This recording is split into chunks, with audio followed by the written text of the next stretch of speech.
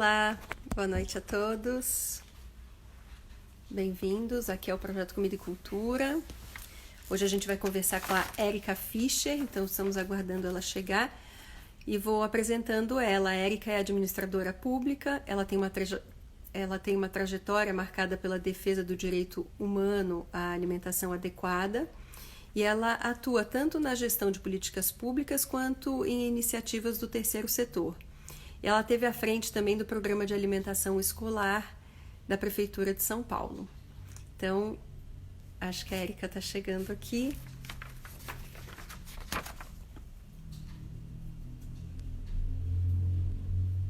Vamos adicionar.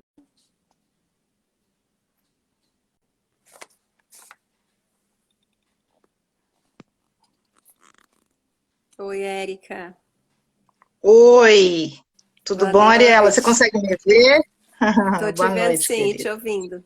E você, também? Tá me Tudo ouvindo bem? certo? Sim, estou te ouvindo bem. Tudo bom? Legal. Tudo bom. Bem-vinda aqui ao Projeto Comida e Cultura. Obrigada por ter aceitado o nosso convite. Imagina, é uma honra. Honra nossa. Bom, a gente vai conversar um pouquinho sobre alimentação escolar, né? Mas antes disso, eu queria que você contasse, sim, porque os nossos vídeos ficam aqui gravados, nossas conversas. Então, para quem quiser assistir Uhum. depois, queria que você contasse um pouquinho sobre a sua trajetória, quem você é na fila do pão e como é que você chegou aí onde você chegou, né? Por que você resolveu trabalhar com gestão pública e ligado à alimentação, né? Conta um pouquinho pra gente. Tá, é uma longa história, Ariela. Que bom, estamos Uma aqui para te história que está ouvir. em, tá em permanente construção. Tá, vamos lá. Assim, eu sou administradora pública, já com uma motivação bem genuína de gestor público, preocupado com a coletividade, né? E, na verdade, Uhum, lá atrás, quando eu decidi me formar nessa área, eu era muito motivada pela questão do transporte urbano. Então, eu via aqueles ônibus apinhados de gente, falando lá na década de 80, nada que seja muito diferente de hoje em dia, mas, enfim, pois acho que é. melhorou muito. E assim, eu achava tão absurdo aquilo, inclusive muitas das vezes eu própria estava dentro daqueles ônibus, eu achava tão desumano e tão fora do contexto histórico, né? Aquela Uhum, altura do desenvolvimento civilizatório, vamos chamar assim, a gente ainda vivendo situações tão precárias. Enfim, é um resumo muito bruto dessa história, mas foi assim, minha mola propulsora para pensar em trabalhar com a coisa pública, né? uhum. Aí eu acabei efetivamente me formando nessa área. Na época da faculdade também militei bastante com questões ambientais, então do mundo urbano eu fui dar uma passeada no mundo rural. Assim, militei em causas diversas, na verdade, e que também me aproximaram de pessoas que hoje, até hoje, são grandes amigos e referências. É muito difícil você trabalhar ou se interessar por gestão pública e isso não vir acompanhado de uma militância, né? Eu acho que é até meio Uhum. natural que isso aconteça. Então, a gente está sempre transitando em pautas diversas. A questão da alimentação veio, na verdade, sempre, eu acho que já começou com o meu nome, né, que é Fischer, É. mas eu transito, assim, em algumas áreas diferentes. Comecei, na verdade, até na iniciativa privada, eu mesma fiz com família, marido, inclusive, uma irmã bióloga. A gente fez uma empresa de ostra no sul, em É Floripa. mesmo? Fischer. Isso foi depois, você vê, né? A gente não tem o nome à toa, né? E, mas, assim, isso foi uma tentativa de uma vida diferente, sabe? Afastada, eu estava com uma filha pequena, e ali a intenção era dar uma qualidade de vida para a formação dela, e de fato eu estava bem estafada de São Dos ônibus Paulo, lotados. não tinha conseguido encarar, e olha, você sabe que eu mandei cartas, quando eu me formei, eu fiz GV, né, a GV naquela ocasião ela tinha ela tinha duas linhas formativas, duas cadeiras, né? Uma era administração pública e uma era administração de empresas. Uhum. A administração pública, ela era muito semelhante à administração de empresas, só que ela era subsidiada pelo governo do estado de São Paulo. Então era um curso gratuito. E isso trazia também pessoas muito diversas daquela elite que costuma frequentar a GV, né? Que foi muito enriquecedor também, porque deu uma multiculturalidade, né? Para aquela faculdade. E foi interessante porque quando eu me formei em administração pública, você vai procurar emprego e não existe, porque o Estado ele não está capacitado, não está preparado ou não está interessado em absorver a mão de obra que ele mesmo formava, né, e dedicava esforços e recursos. Eu achava aquilo um absurdo. Então, o que eu fiz? A primeira coisa foi escrever uma carta de intenção de trabalho na administração pública, que eu enviei para alguns setores que me interessavam. Era cultura, meio ambiente e, claro, transporte. E quem acabou me respondendo foi a Secretaria de Cultura. Então, eu trabalhei bastante tempo coordenando uma oficina cultural na periferia. Uhum. Naquela ocasião, a gestão era do Fernando Moraes, os bons tempos do governo de São Paulo, quando a gente ainda tinha governo aqui. Enfim, mas foi uma experiência que teve um prazo, e quando ela finalizou, quando eu vi que ela estava acabando, eu falei, não, agora é hora de sair de São Paulo mesmo. Foi aí que eu passei uma década em Floripa, na qual também tempo. Sem ideia do que...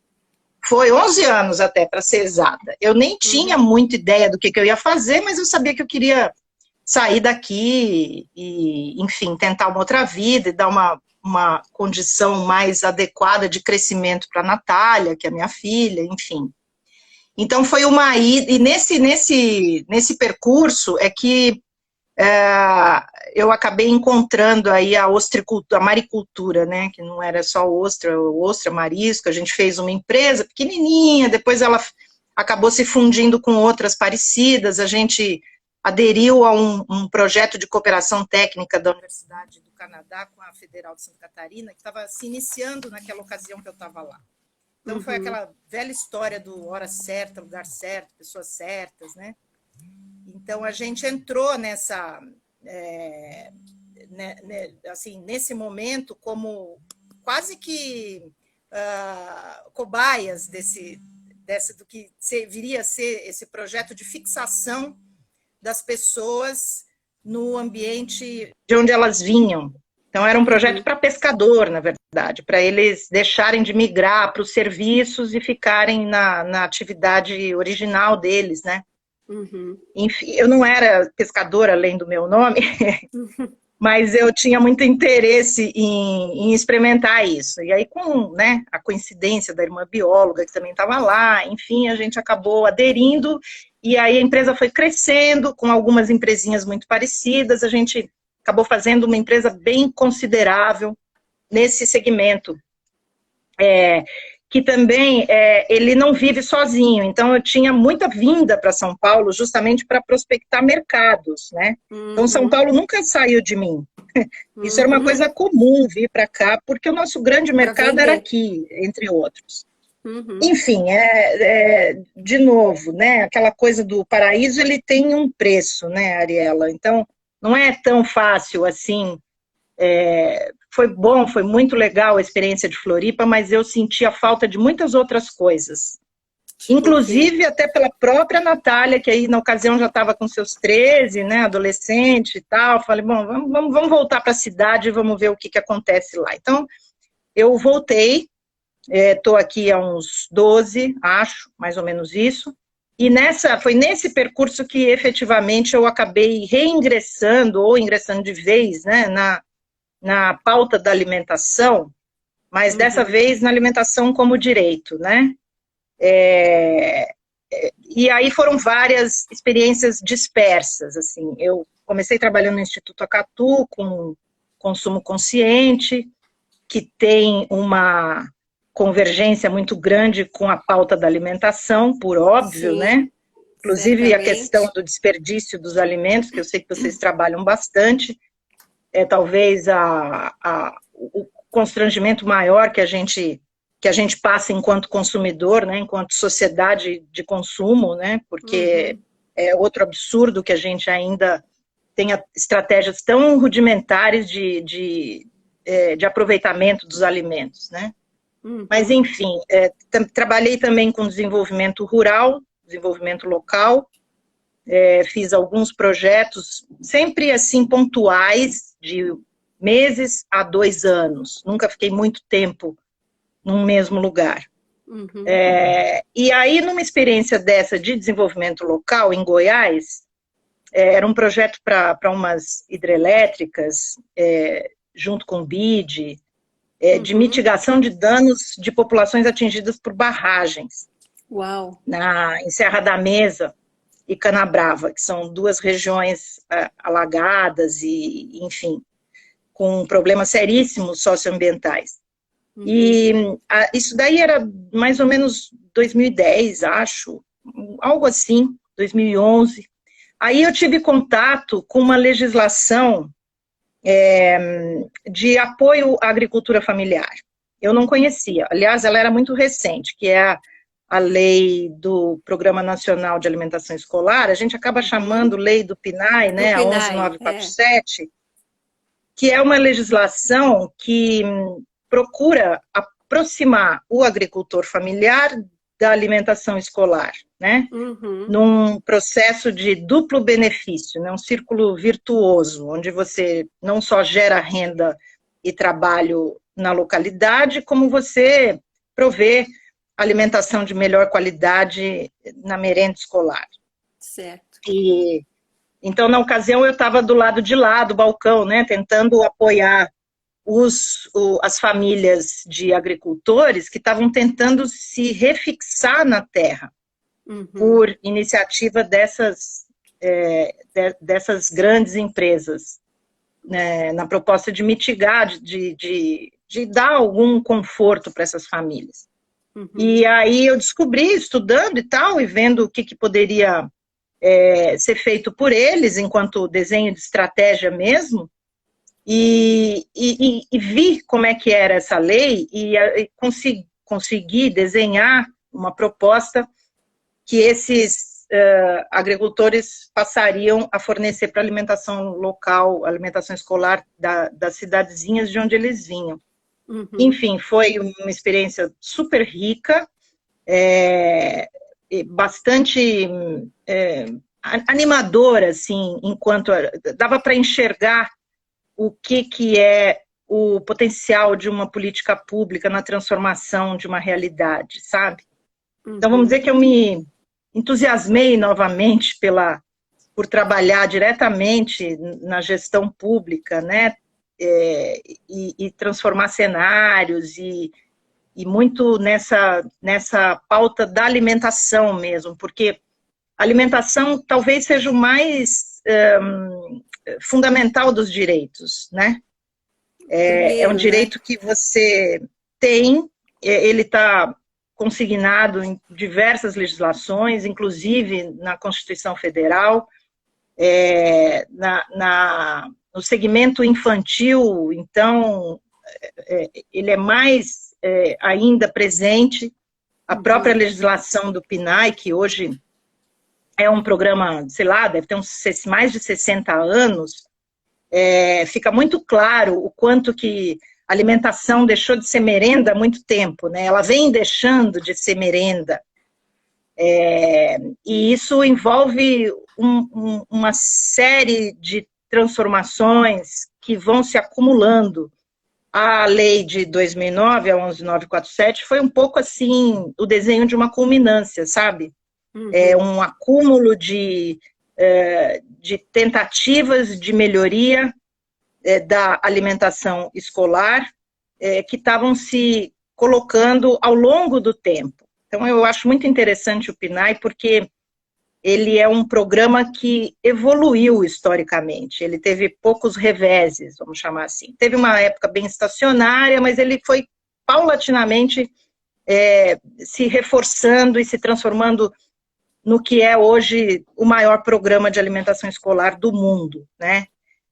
Você tem a Índia aí na frente, mas a Índia nem de longe tem a qualidade e a universalidade do nosso atendimento, né? Então, a gente não dá comida, a gente desenha uma arquitetura de nutrientes para a criança, conforme, respeitando a idade dela, respeitando o tempo que ela fica na escola, e isso, num país com os indicadores socioeconômicos que a gente tem, é super relevante para você garantir segurança alimentar mesmo para essas crianças, né? Muitas, você sabe, dependem praticamente só da comida que tem na escola.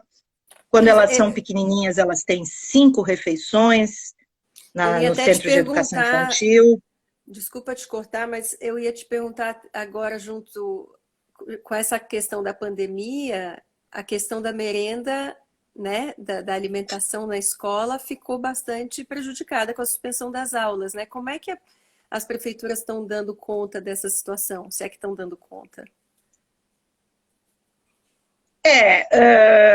Na verdade é assim, o Programa Nacional, ele é administrado pelo FNDE, né, que é o Fundo Nacional de Desenvolvimento da Educação, que cuida de várias pautas da educação, entre elas a alimentação. A alimentação escolar tem uma fatia enorme do orçamento, ela é calculada, ela é transferida para os municípios, que a gente chama de entidades executoras, na base do per capita. Então, a criança, dependendo do perfil da criança, ela tem um valorzinho que é transferido para ela por dia, multiplicado por 220 dias letivos, e isso é dado em parcelas, né, mês a mês.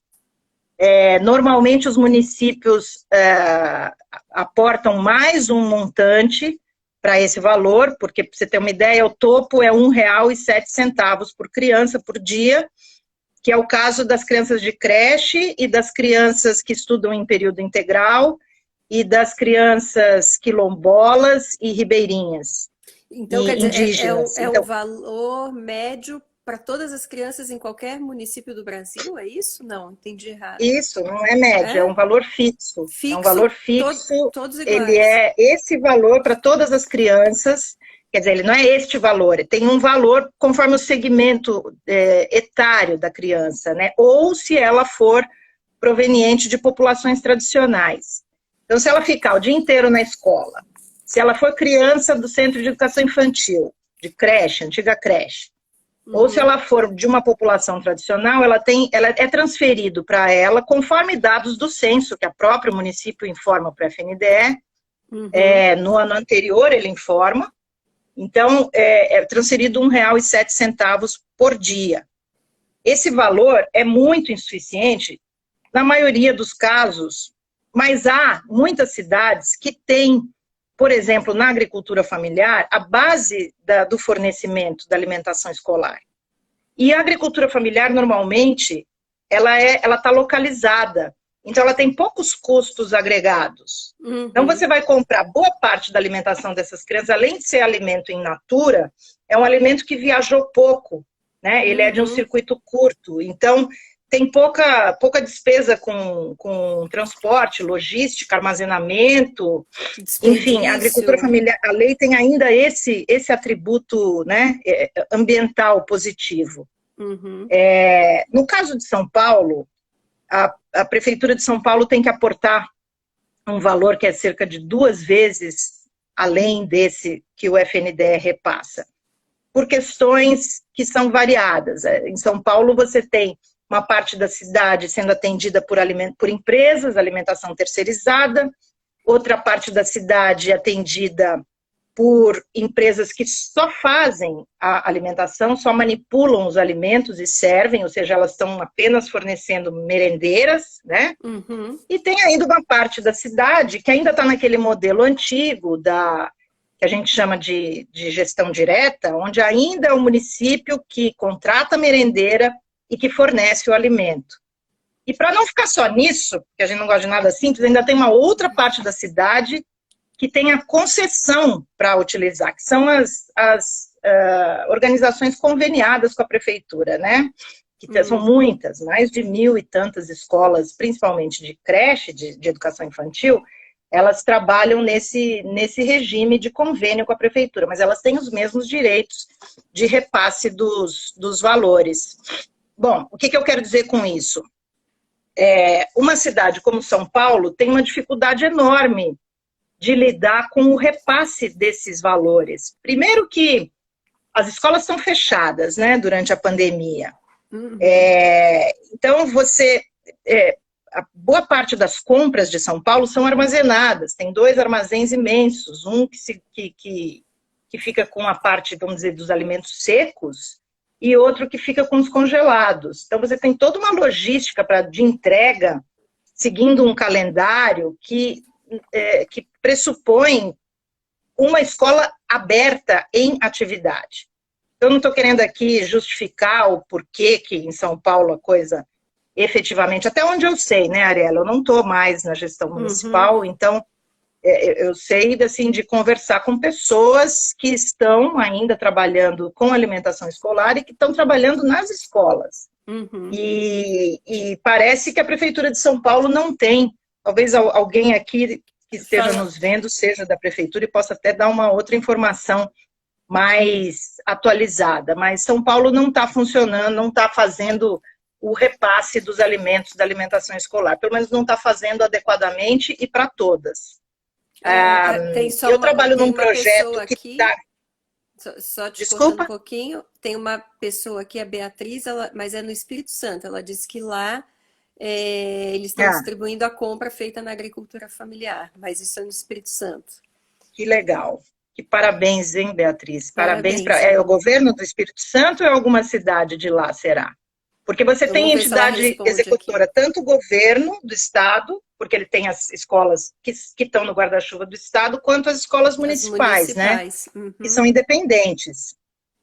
Seria interessante até saber onde, porque esse é o melhor dos mundos, né? A agricultura familiar não se ressente de ficar sem um grande comprador dela. Isso. E a criança continua tendo garantia de uma alimentação saudável, né? Que não tem nada melhor do que o alimento fresco da agricultura familiar.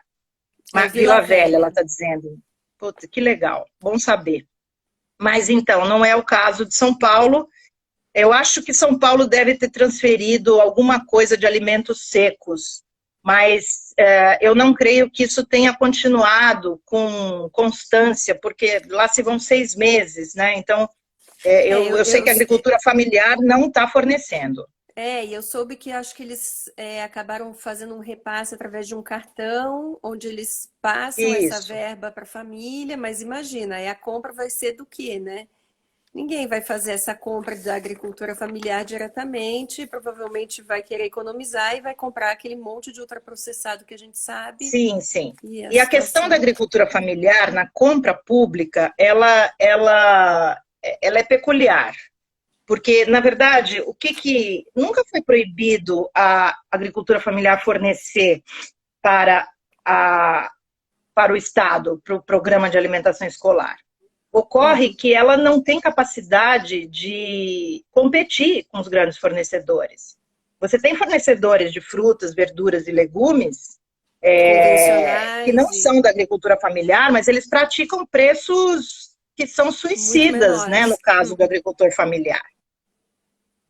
Fala, você ia falar alguma coisa, Não, é isso mesmo, então, só te acompanhando. E aí, o que acontece da lei... Menores, é isso que eu falei. São preços muito menores desses grandes fornecedores, né, que é difícil competir. Não, é difícil competir porque é a figura do atravessador, né, eles até compram do agricultor familiar, mas eles arrocham, né. Eles, na verdade, impõem o preço que eles querem. O agricultor familiar normalmente não dispõe dos recursos necessários para tirar o alimento lá da roça, principalmente a parte de armazenagem e de transporte. ele fica totalmente refém, porque ele é pouco organizado, ele é pouco capitalizado para fazer isso. Então, é nessa hora que o atravessador realmente atravessa, né? Ele chegando, ele impõe o preço, ele impõe as condições, às vezes ele impõe até os cultivos que ele quer. Então, é um contrato draconiano que o atravessador faz com o agricultor familiar, ou com qualquer agricultor. E isso se reflete depois num preço extremamente baixo, que é o que ele quer para poder ganhar as licitações. Licitações são os processos de compra normais do Estado, com competição entre iguais. Uhum. A novidade que veio com a legislação do PNAE foi justamente flexibilizar esse tipo de compra, no caso do agricultor familiar, para um modelo chamado de chamada pública. Então, uma chamada pública, ela, apesar de ter os cuidados que você, como comprador público, tem que ter em qualquer licitação, verificar se o preço está dentro do mercado, fazer cotações diversas, primeiro que ela impede que agricultores não familiares participem.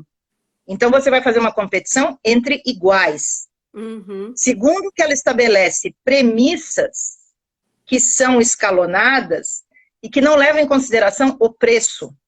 Então, assim, em primeiro lugar, o que ela vai verificar é se o cara é agricultor familiar. Então, essa é uma exigência, né, que não é classificatória, ela é uma imposição para participar. Depois ela vê se a pessoa, se esse agricultor familiar, ele é local, ele está próximo daquela região.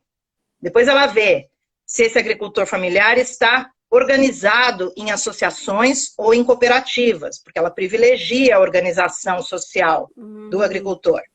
Depois ela vê se o produto fornecido por esse agricultor é de origem orgânica, porque também ganha pontos, né? É favorecido o alimento que seja de origem orgânica. Que maravilha, não sabia depois, desse. Deixa eu ver se tem mais alguma coisa. Eu acho que é isso. O pessoal que está aí participando pode me ajudar aí, porque eu estou um pouco esquecida de todas as regrinhas.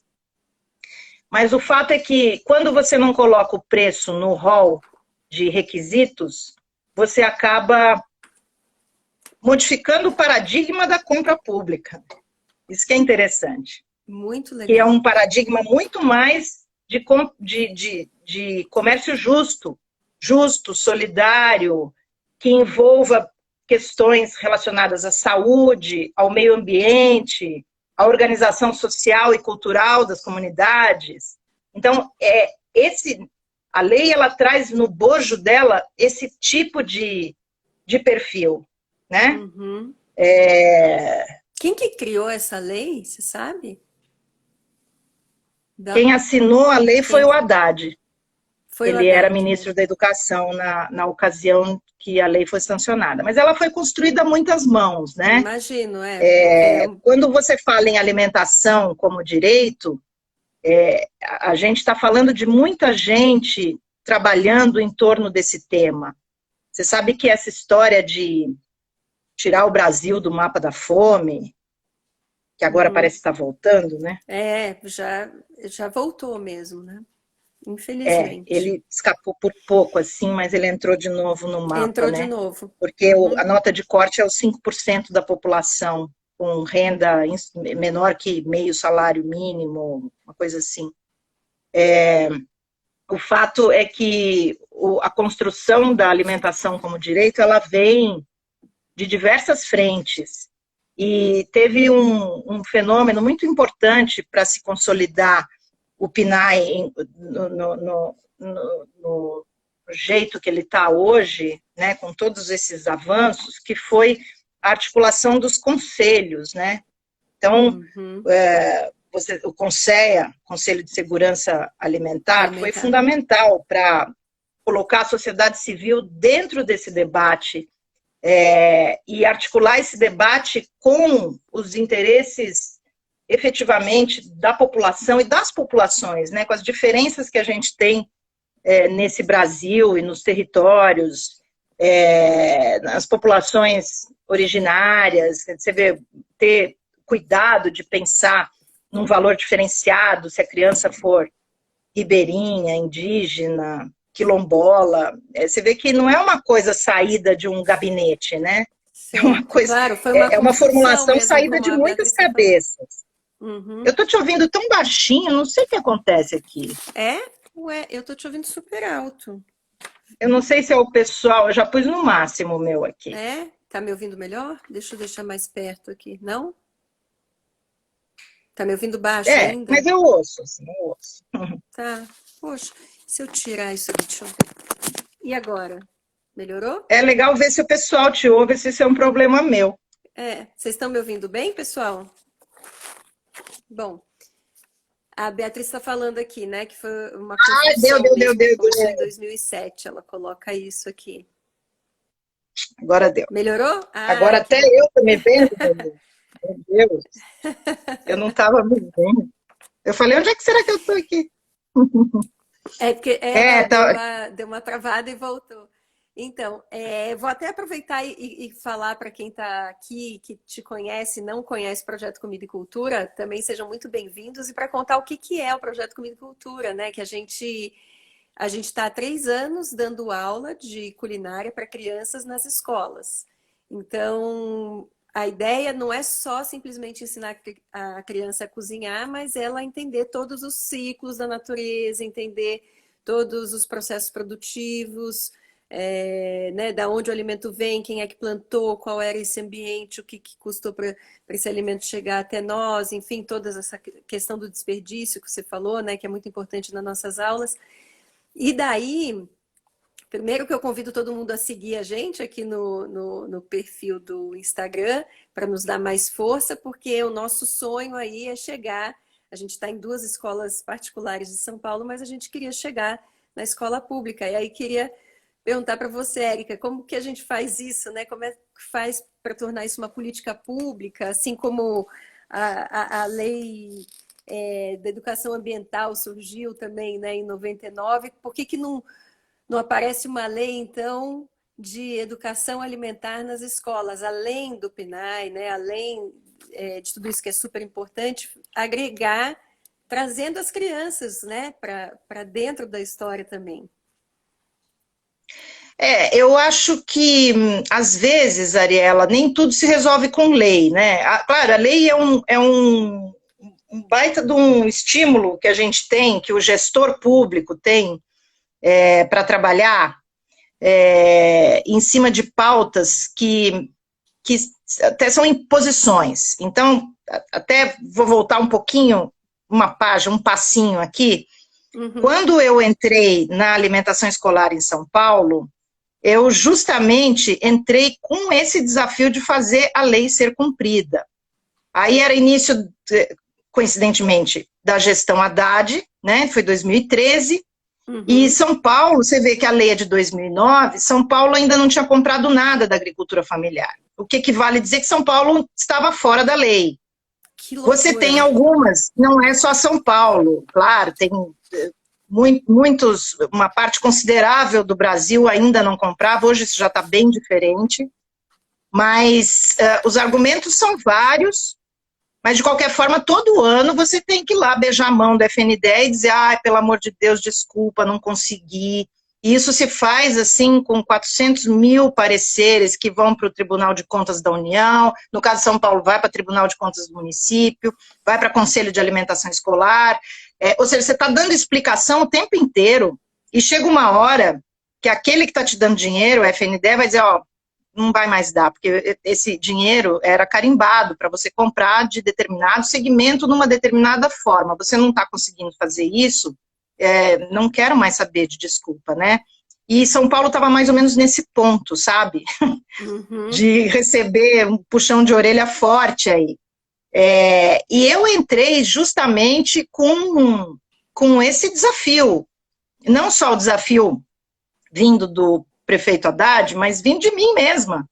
Porque eu falei, gente, para que eu vou pegar uma bomba que é cuidar de alimentação escolar? Alimentação escolar é o lugar onde o gestor mais aparece na mídia marrom, né? Naquela notícias negativas, é tudo roubo da merenda, é onde tem escândalo, é onde tem Deus o livre se chegasse um alface murcho, sabe? Então, isso num transatlântico como São Paulo, que fornece 2 milhões de refeições por dia, é o maior restaurante do mundo, eu costumava brincar. É uma loucura, nossa, eu não sei. É uma loucura. Então, menina, eu não sei onde é que eu estava com a cabeça. Não, eu estava com a cabeça exatamente nesse desafio, nessa vontade, nessa crença de que a lei era muito legal, potencialmente poderia transformar muita coisa.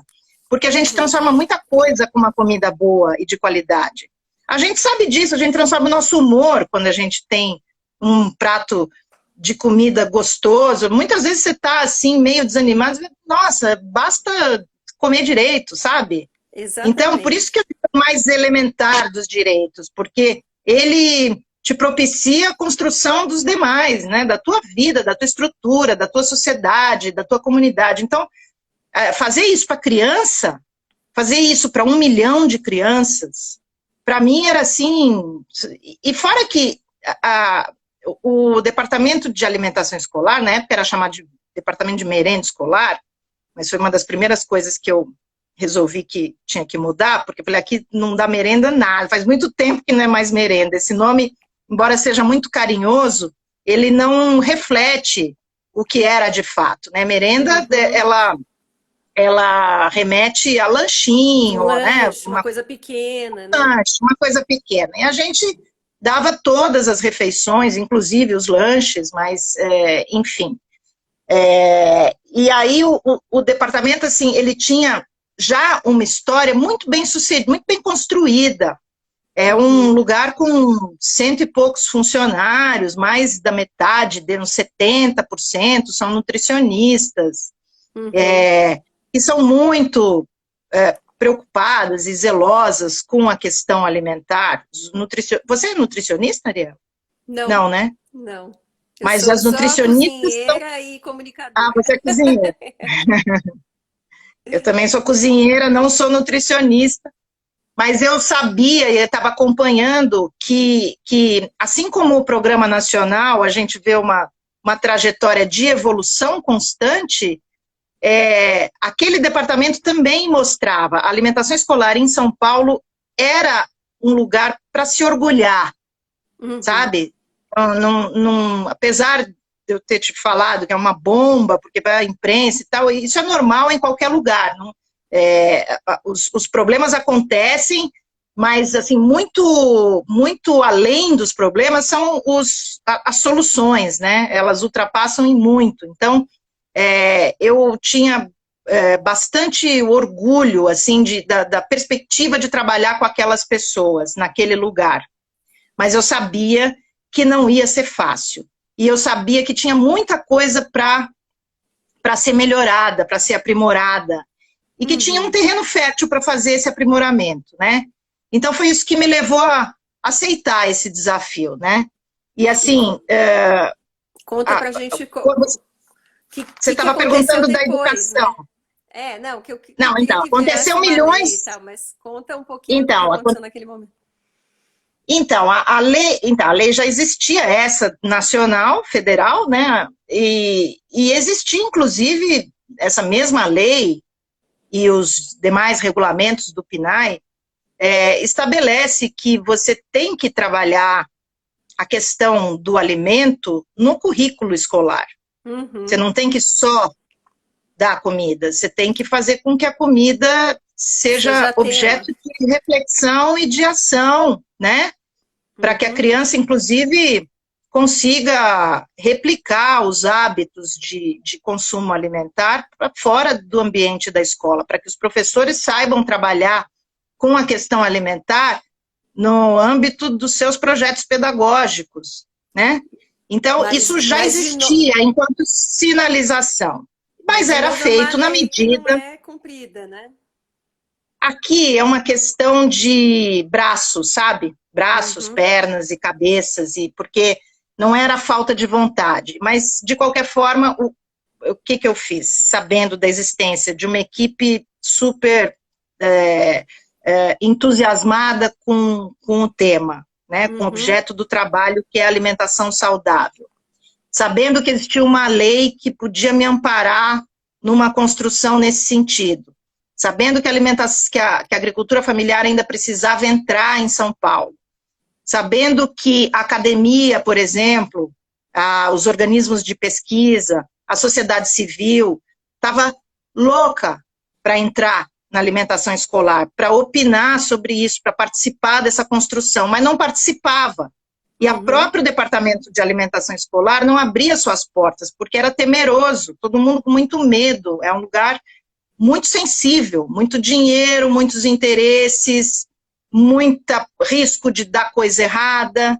Então, não Uhum. era um departamento que se abria para a sociedade civil. Uhum. O que eu fiz foi mais ou menos juntar essas três demandas e formular uma estratégia onde eu pudesse, ao longo dos anos que eu ia estar ali, ou pelo menos do período que eu julgava que eu ia conseguir fazer alguma coisa, trabalhar em torno desses eixos. Certo. Angariar corações e mentes, né, para que me ajudassem a trabalhar com esses temas, com esses objetivos integrados. Ou seja, cumprir a lei da alimentação da agricultura familiar, Uhum. fazer com que o departamento se dialogasse e interagisse com as pessoas que pensavam alimentação, e fazer com que o tema da alimentação fosse além dos muros das escolas. Então, assim, na verdade, além daquele dia a dia massacrante de contratos e de fazer, né, que é o dia a dia Uhum. mesmo, a comida não podia faltar, esse é o core business do Departamento de Alimentação Escolar, eu Uhum. eu trouxe ainda esses três desafios para incorporar no planejamento estratégico das nossas Uhum. ações.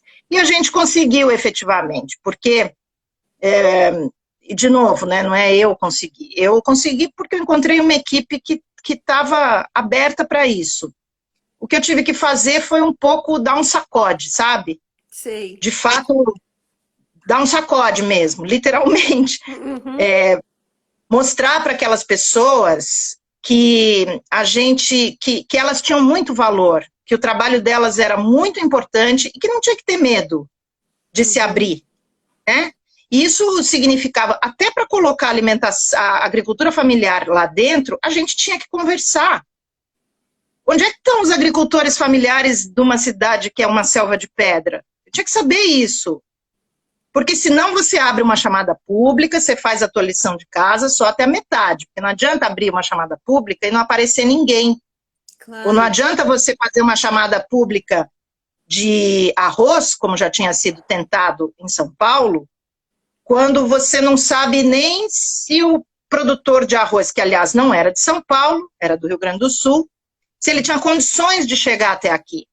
Ou não adianta fazer uma chamada pública com as mesmas exigências que eu faço uma licitação, porque o agricultor familiar não vai conseguir cumprir essas exigências.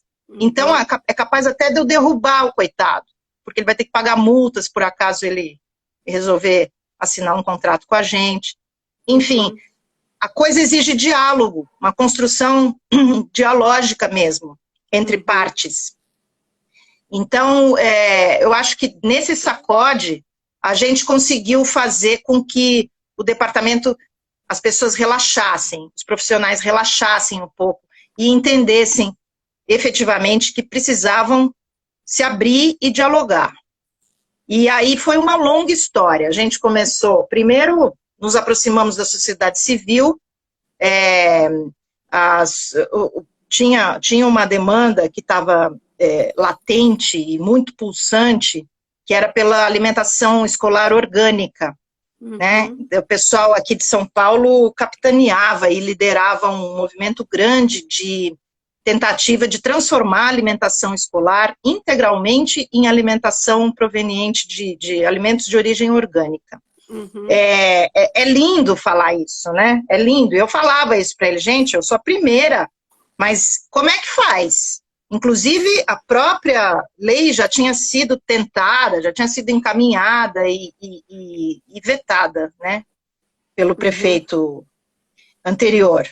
E aí eu falei, bom, vamos construir junto e vamos ver. Primeiro, assim, uma coisa que eu posso dizer de cara é que a gente não transforma... Até o secretário da época, ele dizia, a gente não dá cavalo de pau em transatlântico, né? E de fato não dá, né? Então vamos... Muda-se de uma hora para outra, né? Não, vamos fazer... Exatamente, para ser execuível, vamos construir junto e vamos construir... Eu convido vocês a virem aqui, olhe o nosso dia a dia, olhe as nossas dificuldades e olhe os obstáculos que tem numa compra pública. Compra pública não é você ir na padaria e levar o dinheirinho e levar o dinheiro para comprar. Uhum. Não é assim, é um processo extremamente... não gosto de usar a palavra... quando a gente fala burocrático, parece que é excessivo, né? Tem a mais. Nem sempre tem a mais. Pelo menos no momento que a gente vive... Existem etapas, tem processos. Né? Tem processos. Muitas etapas. Muitas etapas. Muitas etapas, justamente porque a ideia, a intenção é você garantir lisura nos processos, né? Garantir exatamente, que você comprou de forma adequada, que ninguém desviou, que não houve... Então é isso aí, infelizmente, acho que no futuro a gente vai conseguir garantir esses processos com menos etapas, né? A questão da informatização... que também começou na minha gestão, não por mim, coincidentemente eu estava lá quando começou o sistema eletrônico de informações, porque era tudo um papel, a minha sala, Ariela, era o papel. Alimentando tantas crianças por dia, imagino que é um trabalho gigantesco, Sim, cada fornecedor, né? Cada produto de cada fornecedor é um processo. Um processo significa uma pasta, né? Um processo, literalmente, é um processo. É uma pasta cheia de papéis, com 400 milhões de assinaturas.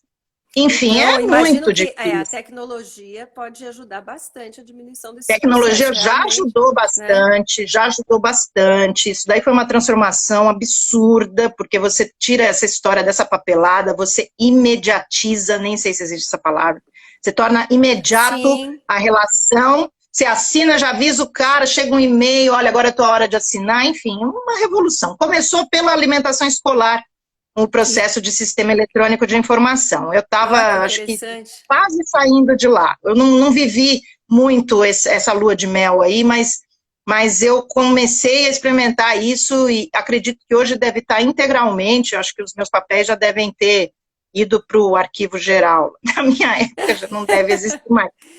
Mas o fato é que tinha que chamar.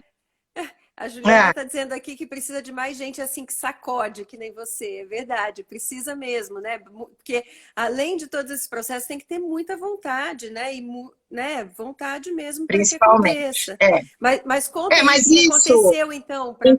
Não, então, aí eu chamei aquele povo todo, né? O povo que ficava lá na minha orelha, orgânico, não sei, cada um queria uma coisa. Um queria que pusesse orgânico, outro queria que tirasse o açúcar do bolinho, outro queria que tirasse a salsicha da alimentação escolar, outro queria que fizesse alimentação completamente vegetariana. Ai, gente, eram muitas demandas diversas. E assim, todas legítimas e todas com seu valor, sua qualidade, enfim. Mas era isso, eu achava que isso tinha que ser debatido corajosamente, né, em conjunto. Então foi um processo que a gente começou a se abrir para muitas reuniões, a pauta que elas foram mais ou menos sendo atendidas na medida da possibilidade. Por exemplo, tiramos o açúcar do bolinho, conseguimos fazer uma formulação específica, que também demorou um tempo, porque as fábricas que forneciam o bolinho precisavam chegar no ponto que a gente também já não deixava aditivos, corantes e acidulantes e uma série de elementos não alimentares comporem a receita. Então, isso já é, por isso que eu te digo que eu encontrei um ambiente fértil para trabalho, porque já tinha muitos avanços, né? Agora, fazer isso e não colocar açúcar é um desafio na indústria, na engenharia alimentar, né? Mas a gente conseguiu, fez isso também em parceria com os fornecedores. Depois fomos fazendo algumas mudanças paulatinas, mas a que mais, talvez, tenha ficado como legado mesmo, foi a construção de uma agenda de alimentação orgânica proveniente de agricultores da cidade de São Paulo. Ou seja, incrível, né? A gente tinha uma lei federal que amparou uma lei municipal. Então, isso só foi possível, e foi muito difícil. Falar assim é uma frase só, eu resumi a ópera, né? Mas foi uma construção extremamente minuciosa, de fato corajosa, aí realmente tem que ter vontade, não tem que ter preguiça, porque você se abrir mesmo é trabalhoso, e é aquela coisa que primeiramente tinha que convencer as pessoas que queriam aquela formulação, aquela regra, de que nada é feito do dia para a noite. Então, a gente, além de construir uma lei, a gente construiu um plano de ação, né? Um plano que pudesse, que contemplasse uma mudança paulatina na quantidade de alimentação orgânica que seria introduzida na alimentação escolar. Então, esse plano, a lei é de 2015, a regulamentação do plano é de 2016 e a gente está agora em 2020. Parece que ano passado, eu já não estou lá desde 2016. Isso que eu ia te perguntar, eu queria saber se continuou, como é que é com a mudança de governo, como que acontece com esse tipo de lei? Dão continuidade? Como você me perguntou agora, alguém falou aí que precisava mais de gente para dar sacode, né? Pois é, esse sacode, ele vem, na verdade, num grupo de pessoas, Ariela. Eu nunca faria o que eu fiz num governo semelhante ao atual. Nunca. Aliás, esse é o governo da letargia, se você me permite, assim, o contrário do sacode, assim, fica quieto, sabe? Quando você tem um comando, infelizmente é o que predomina, né, em São Paulo. São Paulo teve poucos governos, não necessariamente PT, você teve governos mais de centro, mas mais ativos, mais com vontade de mudança, mas infelizmente predominam governos letárgicos, muito pouco criativos, porque... E no meu caso, assim, eu tive a felicidade de encontrar, vi já no bojo dessa proposta mesmo. Então, não era só eu que sacudia, um monte de gente sacudia. E quando você faz isso, você mobiliza vontades, né? Eu chego cheia de gás, a equipe está desmotivada, ou está um pouco cansada, mas eu digo, não, gente, vamos, sou eu que estou assinando. Sou eu que estou assinando aqui, quem vai depois responder se tiver alguma coisa vai ser eu, vai ser o secretário, vai ser... então vamos embora, vamos fazer, sabe? E é isso, agora, é óbvio que isso exige uma mudança, de fato, de tom, sabe? De tom, assim. Você tem que ter uma proposta de governo que já esteja imbuída da mudança. E a mudança, o que é interessante quando você faz gestão pública, é que a mudança nem sempre exige dinheiro. Porque a gente não teve, aliás, a gente sofreu com corte de orçamento absurdo, isso é outra face terrível do trabalho na gestão pública, né? Porque você está sempre lidando com um orçamento apertado, que tem mais criança entrando. Cada grávida que eu vi, eu falei, ai meu Deus, faz 5 refeições por dia. É terrível, assim. Daqui, solta de lá, imagina. E fazer tudo isso com todas essas restrições, né, financeiras é mais complexo ainda. Né? Restrição financeira, os processos, que você tem que estar esperto, né? Eu vou comprar o bolinho, o pão, o arroz, o feijão. Eu tenho que estar olhando daqui 6 meses, a necessidade de daqui 6 meses. Isso tudo na época que eu cheguei, ainda era feito muito com instrumentos precaríssimos de trabalho, sem sistema adequado. Nosso sistema que fazia toda a gestão de informação dos estoques e dos cardápios, eu nem sei agora como é que está aquilo, mas tentei trabalhar muito para mudar aquilo também. Ele tinha décadas de existência, ele estava absolutamente ultrapassado, obsoleto, e a gente vivendo assim em cima do fio da navalha, sabe? E apesar de realmente... tudo isso, vocês conseguiram fazer muitas coisas, né? Então, Érica, você que vai conseguir também colocar um projeto de educação alimentar nas escolas aqui em São Paulo. Quem sabe, né? Eu falei da entrada. Isso. Não, eu adoraria. Vamos embora, vamos tentar. A gente fez uma coisa muito legal, porque até estava te falando que a estratégia foi montada nesses 3 pilares, né? E eu comentei com você da educação alimentar e nutricional. Então, nesse pilar específico, eu tenho assim um projeto que é do coração. Já vi alguém aqui falando, acho que é a Laura, que deve estar aí, que é uma nutricionista, que está lá até hoje, queridíssima, que me ajudou a fazer esse projeto chamado Educação Além do Prato. Falaram aqui. É demais, foi demais porque a gente pensou no seguinte: primeiro, como é que a gente coloca uma pauta dessa na escola pública, né? Já tão cheia de coisa para fazer e tão com limites orçamentários, com problemas, com vazamento no telhado, com criança demais, enfim. A escola pública é sempre muito pressionada para dar respostas. E aí a gente pensou, bom, nesse ambiente, a gente poderia fazer um concurso para as merendeiras. Vamos falar com as merendeiras, porque as merendeiras são a ponta mais fraca de todo esse esquema, esse processo educativo já tão dificultado. Se há alguém que está sofrendo, são as merendeiras. Então a gente foi falar de novo, né, baseado na história da abertura de portas e de diálogo, fomos procurar o pessoal do Centro de Excelência contra a Fome, que é um braço da ONU,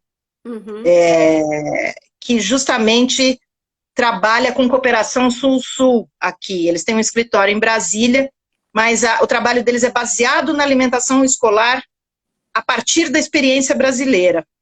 Então, eles difundem os programas de alimentação escolar ao redor do mundo, nos países que são assolados pela fome, principalmente, baseados no que aconteceu já, no acúmulo de experiência brasileira. Então, nós vamos procurar esse pessoal e falar, olha, a gente quer fazer um concurso. Fala, amor. Eu vou ter que te interromper, porque a gente tem 1 minuto e meio para acabar. Então, você termina a sua Gente, fala... eu já falei tudo isso? Falou, eu quero te agradecer muito de você ter estado aqui com a gente, mas termina de contar essa sua história e depois diz pra gente... é muito depois rápido. Eu vou ter que te contar. Bom, a gente fez uma educação além do prato para as merendeiras, mas ele é outra história, ele é história para uma live inteira. Pois eu queria até saber. Vamos ter que mandar umas merendeiras. A gente foi com as merendeiras para o Senegal, menina. Foi demais. Foi um contato, experiência das merendeiras. Que vocês foram com elas para a África. Que maravilha, Érica. Foi demais. Elas foram palestrantes. Pelo seu trabalho. Que incrível. Vamos levar umas experiências nesse mesmo calibre aqui para São Paulo. A gente vai conversar, Ariela, tá? Vamos sim. E eu queria então te agradecer e te fazer uma última pergunta que você vai ter 1 minutinho para responder. Érica, você tem fome do quê?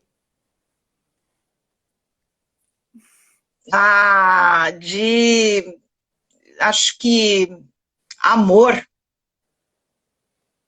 Eu tenho fome de amor, mas de amor por todos, não é um amor pessoal, não. É mais amor, por favor. Só uma pessoa assim, com tanto amor para dar e para pensar nos outros, que pode mover tantas montanhas. Parabéns pelo seu trabalho. Você emociona a gente. Querida, foi ótimo. Foi ótimo. Obrigada, vamos falar mais. Vamos. Imagina, sim. Obrigada a vocês. Que lindo, que bom saber que tem pares fazendo coisas parecidas. Vamos juntar. Temos sim. Um beijão a todos. Bem-vindos mais uma vez ao projeto. E apareçam na terça que vem. Beijão. Massa. Valeu, Ariela. Tchau, Beijo, gente. Érica. Até. Tchau, tchau. Valeu, valeu.